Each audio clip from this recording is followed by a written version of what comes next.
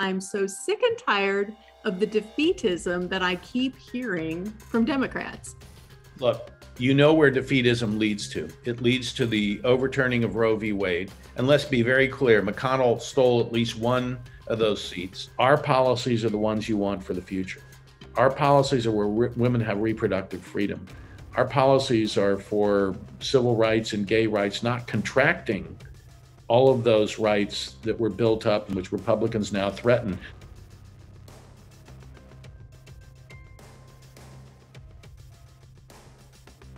What do ordinary Democrats like you and me, not the party, but just ordinary everyday Democrats, what do we need to be doing? We need to hone our message.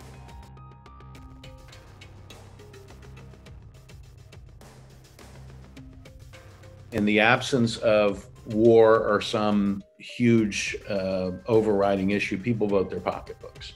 And it's clear that people are not happy right now. But most of this is due to the pandemic. I don't know if it does much good to say, although I'll say it, the first 70, 100 days of the pandemic, Trump and the Trump administration did nothing. He questioned the science. Supposing we hit the body with a tremendous, whether it's ultraviolet or just very powerful light. He questioned mask wearing repeatedly. I won't be doing it personally. A definitive study came out that of the million dead, 300,000, at least a third, could have lived had they taken the vaccine or masked up. So all of these things that we should have been doing, Trump did not do.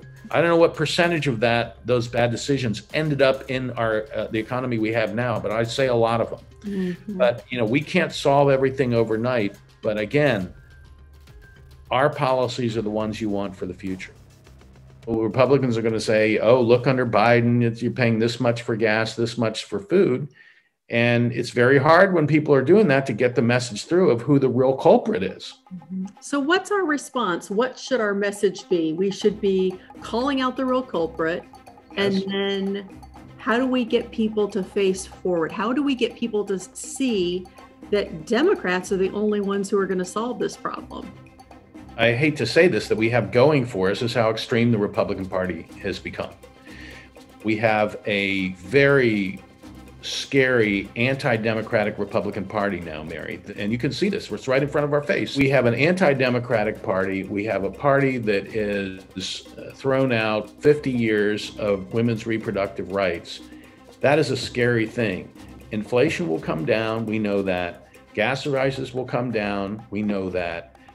Our democracy is at stake. So this is a bigger issue. And not that people shouldn't be concerned about gas prices and food prices, but we know only one party wants to deal with gun violence in this country and mitigate it. That's the Democratic Party. Only one party wants universal health care. Only one party wants to close that gap between rich and poor. Only one party wants to build a renewable future. Only one. And the other party stands against all of those things. You cannot abandon those values right now.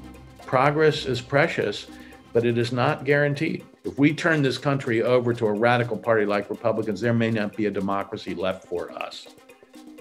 Period.